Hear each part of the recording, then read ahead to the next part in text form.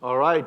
Good morning, everyone, and thank you for being here. I know it's day 3 of the conference, so appreciate you all being here early in the morning. Congratulations to all of you, and thanks again for being here. We're really excited to share Lincoln Financial's AI journey over the last 2 years, which has been taken place in partnership with AWS and Deloitte.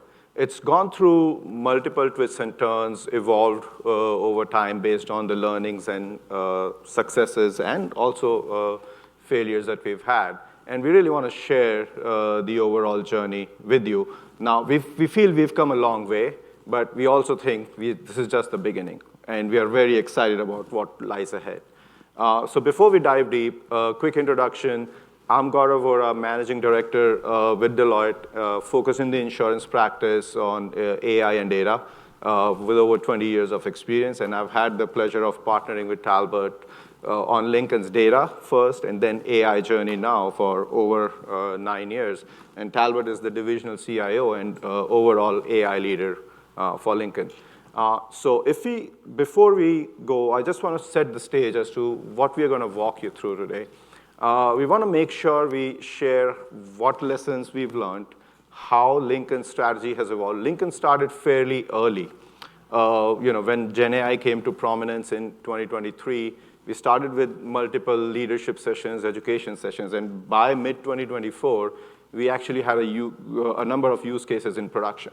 And that was very deliberate to make sure we learn. So we'll talk you through over the next few minutes, what were some of the lessons learned, what were the challenges that we encountered, and how those lessons have actually shaped our journey.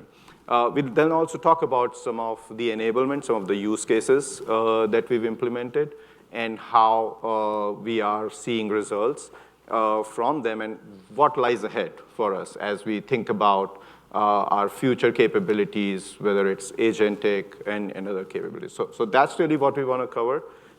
With that, Talbot, I'll hand it over to you to introduce yourself.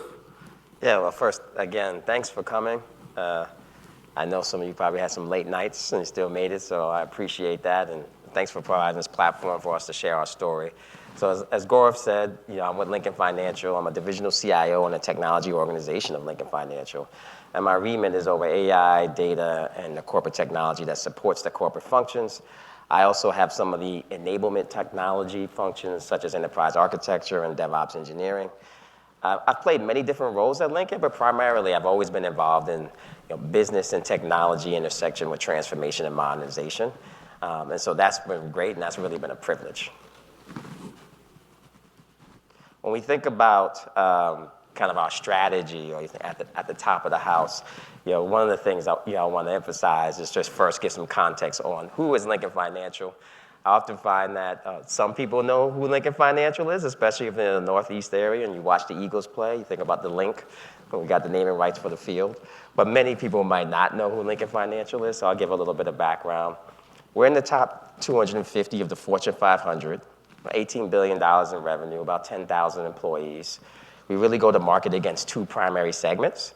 So if you think about retail solutions, we offer life and annuity products to retail customers. And then from a workplace standpoint, we provide retirement solutions, so like 401ks, and group benefits, so like disability and dental products for people to offer to their employees. So that's our big, go-to-market segments. We've just celebrated our 120-year anniversary, which is amazing. And if you think about that, there's no way you've been around for 120 years and haven't had to reinvent yourself multiple times, right? And so when we look at AI, we feel like this is one of those times where we need to think about reinvention. And a lot of that is driven by this intersection of compute, massive amounts of data, innovation in the algorithms, driving this AI as a platform shift that we believe is going to impact us, holistically, and we need to think about what that means. Now, for us, we talk a lot about tech. Look, I'm in the tech guy, so you're going to hear a lot about tech today. But you're also going to hear a lot about what this means for people. This is really a people change. This is really about how we can amplify people, how we can augment our products and services, extend the impact and reach, that we have, across the customers we want to serve. And so that's how we really focus on it. It's not just tech. And even though I'm standing up here today, this is an organizational-wide every leader has to be involved, right? So I'm the one talking, but there's many, many leaders that are making this happen and bringing it to fruition. So some of the key tenets, and we wanted to be intentional about how we designed and go forward with the transformation, and we wanted to really align on what those principles are. I'm not going to drain the page and talk about all the tenets, but I did want to highlight 3 or 4. So I talked a little bit about the augmentation of human performance. We really want to focus on this being a tool for augmentation. I use the metaphor of the Iron Man suit a lot. Think about that. Or if you took Steve Jobs' famous saying when he said personal compute was the bicycle for the mind, this should be the rocket for the mind. This is about how we take people's capabilities and extend them and expand them in ways that we haven't thought possible before. So that's how we're really positioning this across the organization. So then that goes in parallel with how do we strengthen our in-house talent. Skills are going to have to change. Roles will probably change in terms of what people do. And we want to give them the support mechanism to do that. So we have very intentional programs around upskilling, reskilling, and even how we approach execution to make sure that's integrated, not just in terms of technology, but how do we bring our people along? And then the last thing I'll say is governance design for speed. Now, if you're in financial services, which many of you are, speed is not our thing, especially with governance. But this tech cycle is moving so fast, we have intentionally said we have to change because you can't take 4 to 6 months to go through a governance process to bring a new service into your environment that may be obsolete in 4 to 6 months, as fast as this tech cycle is moving, right? So we've really been intentional to say, how do we attack that? How do we think about governance differently? How do we increase the metabolic rate of the organization so we can keep up with this tech cycle and get more comfortable making decisions faster? How do we think about risk tolerance? How do we scope use cases initially in order to kind of make them comfortable so we can test and learn and then understand the controls and get some pattern recognition about how we can apply the proper risk and governance mechanism and frameworks going forward. So those are the 3 things in terms of tenets that we're probably seeing the biggest change and that we're really focused on. Thanks, Albert. So I have 2 questions. First, we said, you started early with your strategy. Initially, It was fairly conservative. You wanted to be very risk aware, knowing the technology is not mature as well. There is a lot of change in this space. But now we know Lincoln is significantly prioritizing Gen AI. So how has that strategy evolved and why? Yeah, so initially, we were all on a learning curve together. I remember, when was it? ChatGPT was like 2023. Early 2023, Q1 2023. And everyone was worried if the models were training on our data, and we had to answer that question like every time we talked about it. So everyone was on this kind of learning curve. So we did start out conservative to ensure we understood kind of where the risk lied. Data leakage, PII, just regulatory requirements in terms of disclosure. So how do we ensure the controls we needed to have in place and where the risks really were, and then also kind of begin to understand our level of risk tolerance. Now that we have more pattern recognition, we're starting to apply that pattern recognition to use cases, and we're able to move faster. We have controls that we leveraged and put in place, even guardrails that even AWS provides. You can identify PII and block it. You understand when the models are training on the data and when they're not. You have certain agreements and terms and conditions built in place. You know how to do disclosures. So I think naturally right now we're starting to open up our risk aperture a little bit more. Initially, we started with things of saying we didn't want to do customer-facing Gen AI capabilities, but now we are. Right, so that's a good example there. As we learn more and go up that learning curve, it's enabled us to do more and to kind of expand and bring everyone along with us. Legal, compliance, cyber. I'm thinking if I'm thinking anybody. Enterprise architecture, which I own, but I have to bring them along as well. And now we move together as a group, and we understand what we need to do to kind of make sure we're boxing in the risk appropriately. Absolutely. The second question I have, you gave the analogy of the Iron Man suit. Mm-hmm. So what are some of the things you're doing to train and educate your workforce, and are you facing any resistance, and how are you dealing with that? So I have a very tight working relationship with HR, which we call PCC, People, communications and corporate services, I probably talk to my counterpart in the PCC organization every day. We've formed a program that we call Inspire AI, where we do very specific training, starts foundational about just basic understanding of Gen AI capabilities. Then we get more specific with use case trainings based on where you sit. So let's say you're a financial professional. We provide business champions specific use cases about how you can use Gen AI to help you build spreadsheets, check errors in your spreadsheets, et cetera, as just one example. Because we want to make it as tangible and practical for people as well, so they can then take that and extend, the things that they can do with Gen AI and AI, and more broadly. So we're very intentional about how we're bringing people along. We did a whole program where we did in-office kind of training sessions at the same time. We videotaped it and broadcasted it live. So we're trying to make everyone a part of it. And we call it crowd enablement. We'll talk a little bit more about that in the going slides. Absolutely.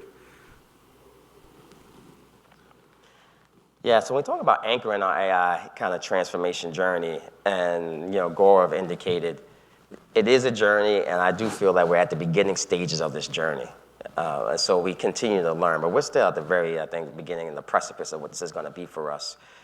We thought about, why is this different, or how should it be different than things we've done in the past? And so how do we think about that? One is, we want to make sure this is top-down driven. And so our CEO is very hands-on and involved.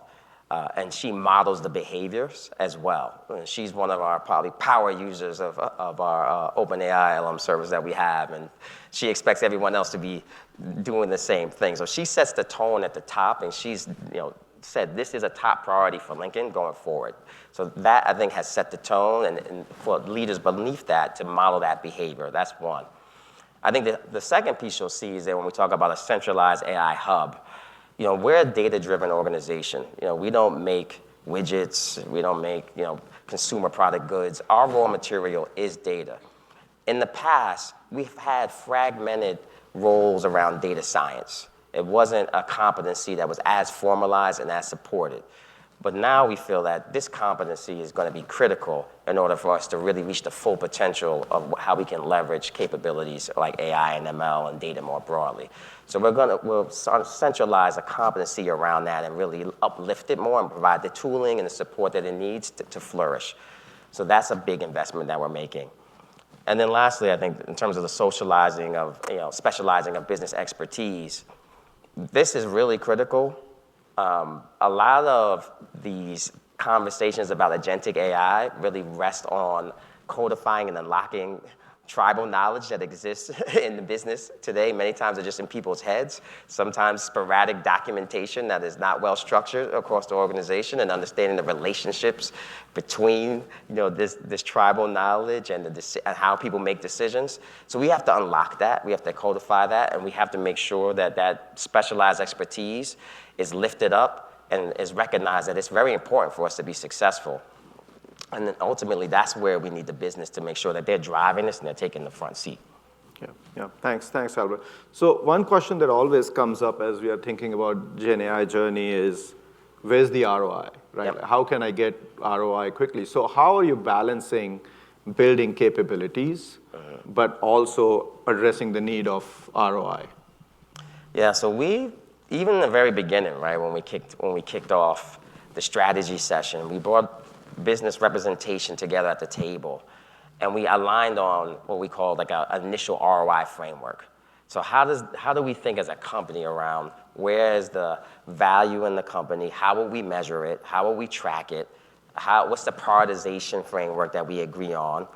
So that as we had these discussions for use cases that might exist in different parts of the business, but we have limited resources, to invest across, how do we make a decision on where we're going to focus? So I think having that initial conversation together was really helpful.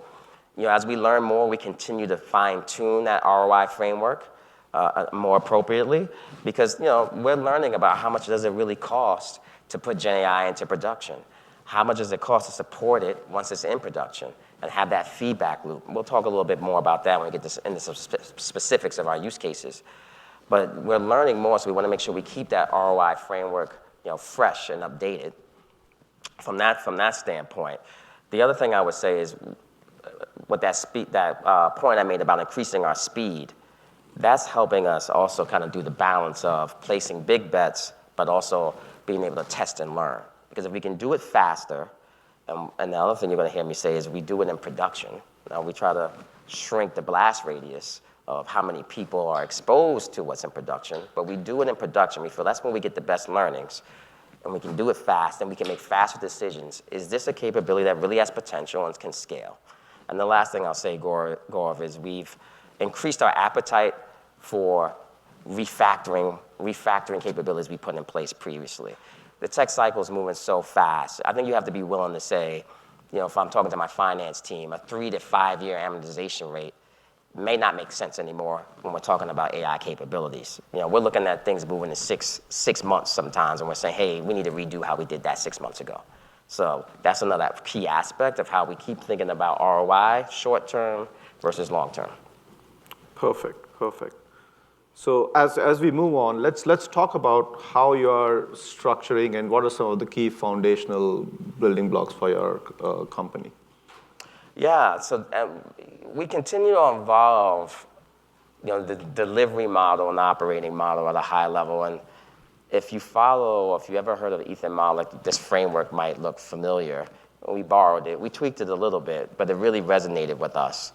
And what you'll see is like a triangle that has 3 kind of stools to the chair, for lack of a better, 3 legs to the stool, I should say, for lack of a better phrase. And it starts with leadership, and I've mentioned that before. This is top-down driven. It's based on the strategic vision. This is not like the hammer looking for the nail. I'm not running around the company saying, here's where you need to use AI. It's starting with the business vision, and then we're seeing where AI can augment or extend or expand that vision. And it's not just AI, it's also automation, it's data. We're thinking about it in a cohesive and comprehensive way. So I would say that first. In terms of the establishment of a data office is something that's new for us. But if you think about where the value really lies in an organization like Lincoln, a lot of times it's trapped between the seams of organizations and functions. And so we need to take that step from vertical solutions to end-to-end journeys. And a lot of times those end-to-end journeys are very hard for individual business units to execute because we don't operate that way naturally.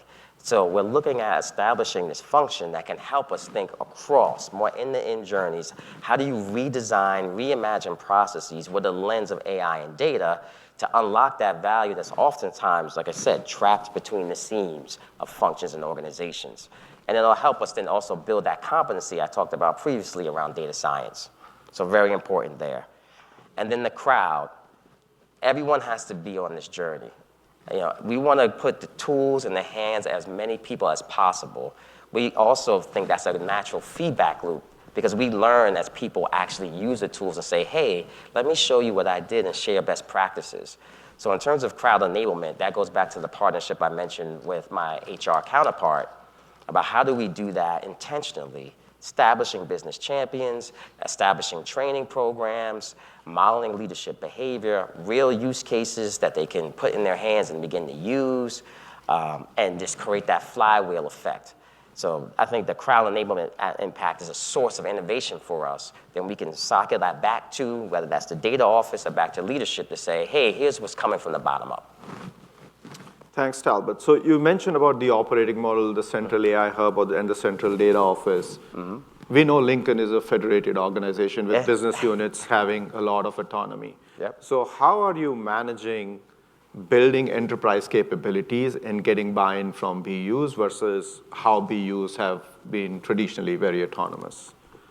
Yeah, and I'm sure there's other organizations that probably sounds familiar. We have very federated nature, and it's good in terms of it drives like an entrepreneurial spirit within the business units. Where it gets hard is when you're trying to coordinate and get people kind of aligned and move it in the same direction. But I think the thing that we've done from the very beginning is to ensure that we have everyone at the table. That's one, and you mentioned that at the beginning of our conversation. And then we looked at about how do we integrate AI capabilities into the organization, and you think about it in these 3 swim lanes. So there, we have alignment on, I would call them common user journeys or common foundational platforms that are utilized no matter which business unit we're talking about.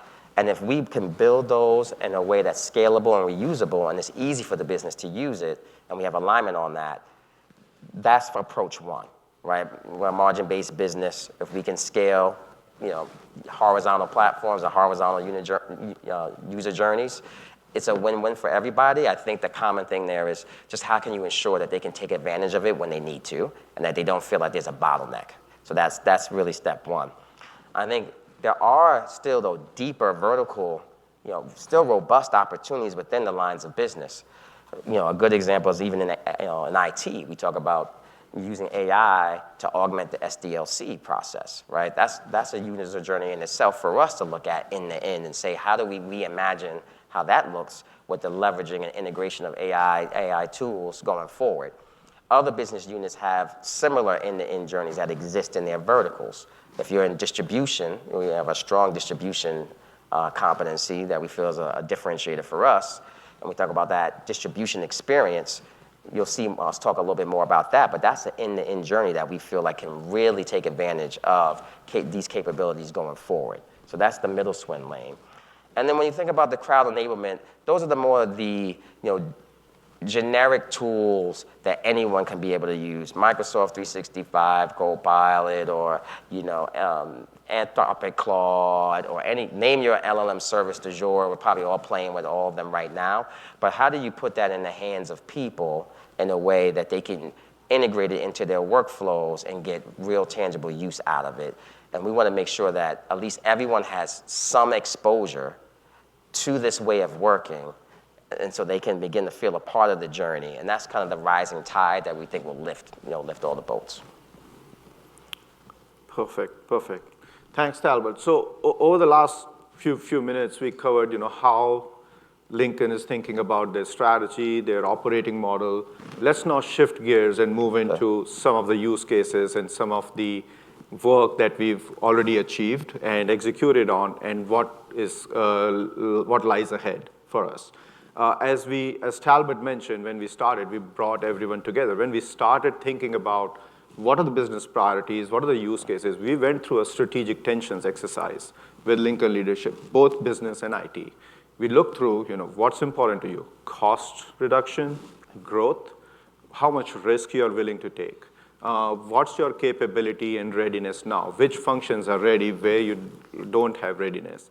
And that really was very helpful for us to be able to prioritize a number of use cases. And when we started, we initially looked at 3 key areas. One was distribution and customer experience. Distribution is a key differentiator for Lincoln in the market. It drives their growth, it drives their sales. So that was one primary area.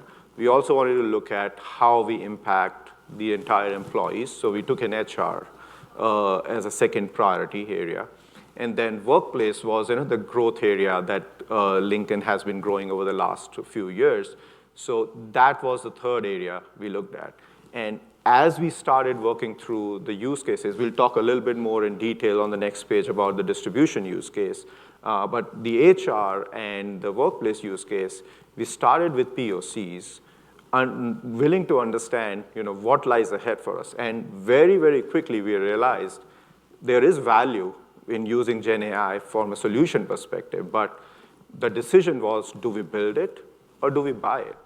And that was very, very quickly apparent to us in a matter of 1 to 2 months that yes, there is value, but there are better tools out there that are already doing it in the market, and we don't need to build it ourselves. So that was really very important for us early on to make sure we are investing in the right places and we're investing the right way. So let's move on to the distribution and InfoLink use case around customer experience. Yeah, and this was our first Gen AI application we took to production.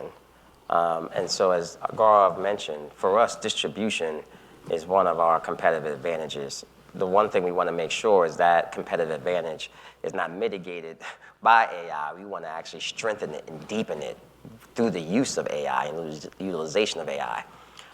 And distribution also had data science expertise that existed within its line of business already So that gave it, an area that said, hey, there's expertise that we can leverage. The data that was available for this use case was external. So that helps when you're dealing with legal and compliance and data privacy, right? So that it made another good case for this one to go first. And it had a clear business problem. And so when you think about our distribution team and where this use case applied, we get a ton of questions from our advisors. And I didn't cover that earlier, now I'm thinking about it. When we think about who our customers are, we have two ways we think about customers equally. One way is we sell our products through financial advisors, independent agents, retirement consultants, et cetera. And it's very important for us that we provide a very great experience for them as well and increase our ease of doing business. And of course, we have the end policy holders, the end account holders who are calling our service centers and looking for service and support as well. This use case was really for our advisors and our independent agents. They oftentimes call into our contact center or our investment support desk, asking questions about our products, our rate sheets. These products are not the most layman term products, understanding if you read the contractual language. And so they can be pretty technical in terms of your understanding of them from a financial kind of expertise and lens. And when our investment desk gets these questions, it's a lot of manual work to go find the right document that pertains to a certain product or a certain rate sheet and find the answer and answer that question. And so if we could build a knowledge assistant that it can enable them to bring that information to their fingertips by a simple prompt, there was a tremendous amount of value to reduce that cycle time, but also improve the experience that the advisor is having when they're calling in. There's a phrase I like, I borrowed it from someone where they talked about the muck versus the magic, right? So the muck is you're going through some knowledge database where it's not really well indexed and you're trying to find an article. That's not really the value. The value is actually being able to have that rich conversation, right? And that's where the magic is. So if we can reduce the amount of time our investment professionals are spending just trying to search for information, but actually providing insights, that was the goal, right? And so that's how we developed this use case. And we did this in production, and we learned a lot from doing it in production. Both, and I say we, both IT and the business learned a lot because we did it in production. I think on the business side, what they learned is, what does it really take in terms of that integrated partnership to get to a level of quality of answers that makes them feel comfortable with using that for their people to adopt and use the system, right? Adoption is key. And so when we first started and went into production, we were probably at like a 70% quality ratio.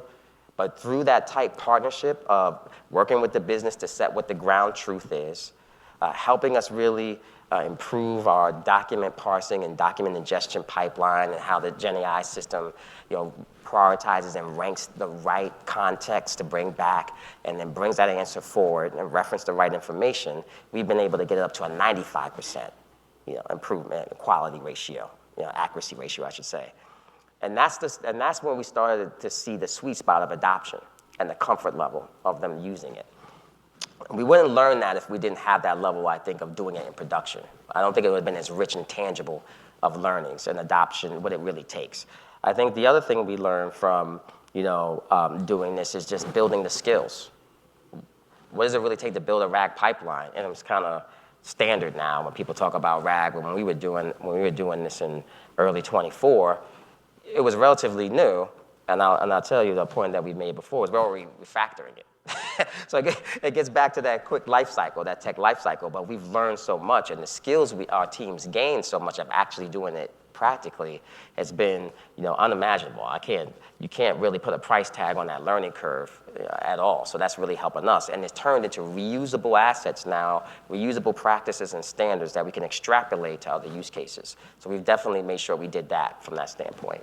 Yeah, no, and I think as you talk about, right, like what we learned building the AI infrastructure first. Yeah. I think the technology was very nascent at that stage, as you said. Whether it's the RAG methodology, Bedrock was fairly new. We're looking at what are some of the guardrail tools for observability tools. Yep. Things were actually changing in the market leadership. Every day there was a new tool. So we learned a lot on how to go about even selecting the right parameters. What are the decision points that are relevant for Lincoln versus reducing the noise around the decision-making process. I think about how many times we switched our ranking model. So that was I think one of the capabilities when we put Bedrock in place and we have SageMaker, and we started to evaluate which models were giving us the most effective output. We came up with Cohere as the embedding model. We used Claude 4.5 as our completion model. Well, we probably kicked the tires on the ranking model like 3 or 4 times. Yeah. But that's part of the improving that process and kind of working with the business to understand what is preventing us from getting the level of quality of the answer for them to adopt. Building observability, weights and biases and things of that to find the traceability of where we can isolate where the problem is and make the improvement that we need to make. And so this thing, has been a great learning experience for the team. Perfect. So core building blocks. I talk a lot about this across, not just in IT, but I think with critical business leaders as well, because this is definitely a team sport. I'll call out a few of them that we talked about today. The reimagine the AI possibilities or your willingness to redesign a process. I would say even beyond redesigning a process, to change the decision-making framework, how decisions are made. When we looked at processes in the past, and I've had continuous re-engineering teams, Lean Six Sigma teams report to me in the past, a lot of times it was a very linear thought process. Step A, step B, step C, step D, inputs to outputs, SIPOCs, things of that nature. But when you're looking at it now in terms of what AI can do, a lot of things can be done in parallel and at a much larger bit of scale. You have to understand where decisions are actually made, where are you comfortable with automation of certain decisions or where you need human in the loop, under what parameters. So that kind of framework to reimagine a process to get the full value is critical. And that's not an IT thing only, that's an IT, business, all hands on deck.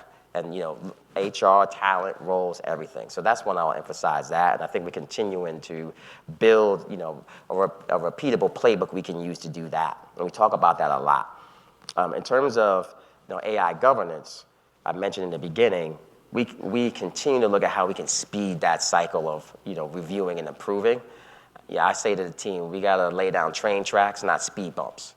We got to provide guardrails that can enable us to move faster and have that pattern recognition.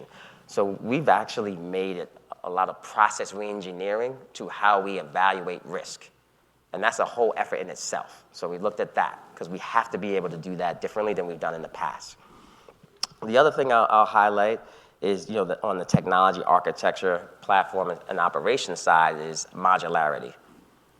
Gaurav said things are changing rapidly while we're implementing them. So you have to have a modular kind of architecture that allows you to swap things in and out as you see the market changing and improvements having that you want to test and learn on or really think can provide uplift. And also, I think you just have to have a different depreciation cycle, an investment, way you think about investment as well, because you're going to have to refactor more than you would have normally in the past. And how do you get your business comfortable with that? A lot of it is them understanding the uplift that comes with it being able to make these changes and move from a business outcome standpoint. So we're very focused on modularity, reusability, but understanding we're going to swap things out. We're going to test and learn. We're going to make changes. So where are we going from here? I know we've learned a lot of lessons. We've done a lot, but there's still a lot to do. Still a lot to do. Like I said, we're at the beginning. So there's a long path ahead of us. We picked one area where we thought about where we're going to focus. So the first thing I'll say is, as we go into 2026, we really want to focus on maybe 2 to 3-ish in journeys to take to scale. And distribution could be one of those in journeys. And so as we work with our distribution leaders, how do they think about distribution in the future and the technology and capabilities and the data to reimagine that process? And so we started with InfoLink, and they got a little taste of that. And they're really I think, really bought in now to expand that across the life cycle, of how they think about distribution. So intelligent prospecting, dynamic marketing, personalized experiences. I think it helps that, when you look at all these capabilities we have on this page, they're very data reliant, and it helps that we made a substantial investment in data a couple of years ago when we built, our sales IQ. And so now that we have that data foundation and we have good governance and control over that data domain, we can stand these more advanced capabilities on top and start to build them with a lens towards scalability, with the right governance and controls, but also with the right ability to have line of sight to the value. And so this will definitely be one of the, I think, the end-to-end journeys that we go after. There'll be probably one in workplace solutions because our group business is a growth engine for us. They have a targeted end-to-end journey. And then, we're going to do something in IT with the AI SDLC. But the approach and the playbook, I think, a lot of the frameworks and what need to be true for success are the same. You apply them in different businesses. There may be different data sets. I actually think with some of the foundational technology will be very reusable as well. And so we're building this muscle, and then we can expand it. We pick these 3 that we think are very high-value use cases to start. Like every place else, you get some momentum, you continue to get business buy-in, and you scale. Absolutely. And I know we are also working through building an innovation platform or a data science platform where now with the comfort of how the technology works, we're seeing value. We are now starting to bring in internal data sets, whether it's policy information, claims information, also integrating with external data sets. So what's our vision there, and how are we looking to leverage that? So the vision here is to speed up the cycle time of the feedback loop. And so if you build a Gen AI application, you build an AI application, end users are using it, day one, it's not going to be at the effective level that is really what you're shooting for. And so you're going to get feedback from those end users to say, hey, here's how it could be better. How quickly you can respond to that feedback, I think, is critical in terms of how you will get adoption going forward. If it's too slow, people will stop using it. If you don't have adoption, then why are you doing it, right? No value can be attained if you cannot, drive the change in behavior that you need that's associated with the value. So I think primary one, building this innovation platform is really to increase that cycle time. The second thing it helps us, we want to make sure we can do is, integrate controls and quality into the platform in a way that's systematic and seamless. So we have the level of security frameworks built in, and then it'll enable us to increase the complexity of the use cases we're doing and the sensitivity of the data that we're leveraging. So I think that's a critical piece number 2.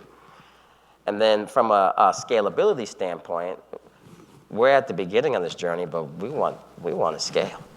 We want to do things that have a tangible impact. So when I'm sitting down with the CFO, at this point next year, I can point to something that he goes, oh, I see what it's doing in the P&L.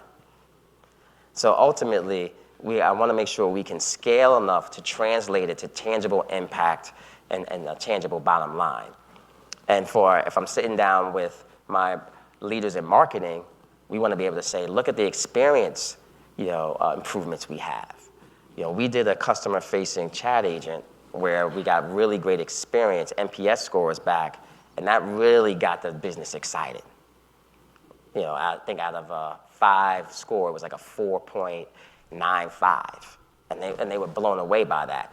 What does that do also? It increases their comfort level because, some of the risk, and I think some of the people who are worried about the solution, some of it is around security and legal and compliance, but some of it is a lot of it is around experience. What if it gives a hallucination? What if it gives a wrong answer? What does that mean for my relationship with the customers and the advisors I have? Can I trust it, right? And so the more that we can show that we can build things that actually drive great experiences, then that feedback loop is even greater in terms of the willingness to scale, invest, and extend this forward. 100% agree. So with that, that's the end of the presentation. We are open to questions. I'll also like to invite Ved, who's been our I'm gonna sit technical down. delivery lead and part of the journey for the last couple of years.